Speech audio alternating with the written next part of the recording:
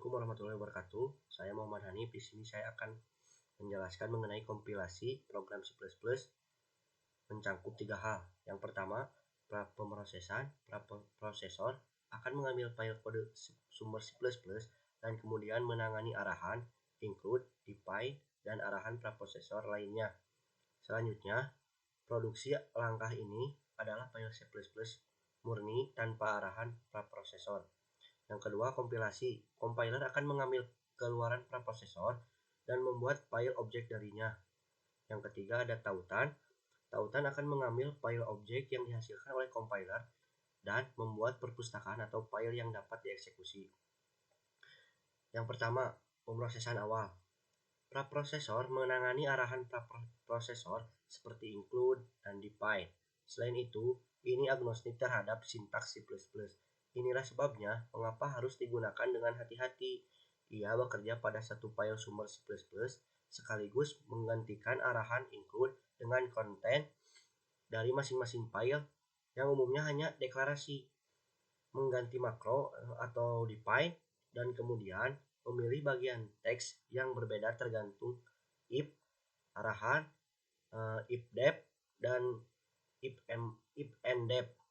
Selain itu, preprosesor bekerja pada aliran token pemrosesan. Substitusi makro pada dasarnya mengacu pada penempatan token dengan token lain. Operator mengizinkan penggabungan dua token jika memungkinkan. Terakhir, preprosesor menghasilkan keluaran tunggal, yaitu aliran token yang dihasilkan dari transformasi yang diberikan di atas.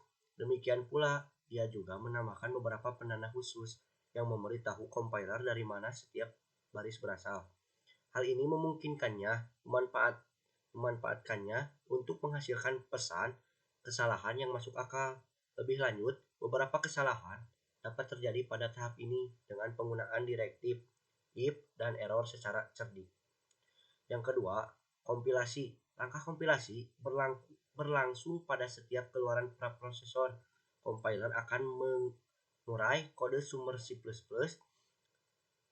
murni atau sekarang tanpa arahan preprosesor apapun dan kemudian mengubahnya menjadi kode rakitan.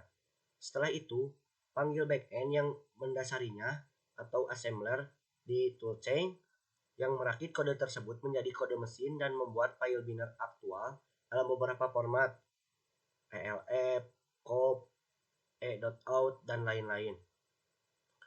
Selain itu, file objek ini terdiri dari kode yang dikompilasi atau dalam bentuk biner dari simbol-simbol yang ditentukan dalam input. Juga kami merujuk pada simbol dalam file objek berdasarkan nama. Selain itu, file objek dapat merujuk ke simbol yang tidak terdefinisi. Inilah yang terjadi jika Anda menggunakan deklarasi dan tidak memberikan definisinya. Dengan demikian, compiler tidak mempermasalahkan hal ini dan dengan hati akan menghasilkan file objek selama kode sumbernya dibuat dengan baik. Harap diingat bahwa compiler biasanya mengizinkan Anda menghentikan kompilasi. Pada saat ini, hal ini menguntungkan karena dengan itu seseorang dapat mengkompilasi setiap file kode sumber secara terpisah. Keuntungan yang ditawarkan ini adalah seorang tidak perlu mengkompilasi ulang semuanya jika hanya mengubah satu file. File objek yang dibuat dapat ditempatkan di arsip khusus yang kami sebut sebagai perpustakaan statis agar lebih mudah digunakan kembali di masa mendatang.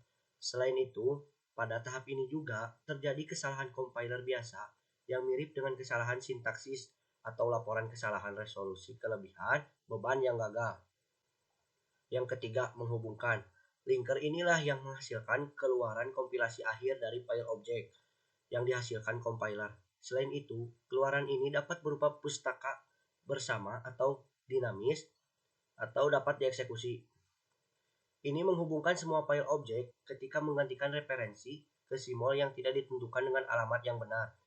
Selain itu, masing-masing simbol ini dapat didefinisikan dalam file objek lain atau perpustakaan. Jika mereka mendefinisikannya di perpustakaan selain perpustakaan standar, linker harus diberitahu tentangnya. Pada titik ini, kesalahan paling umum adalah definisi yang hilang atau definisi duplikat.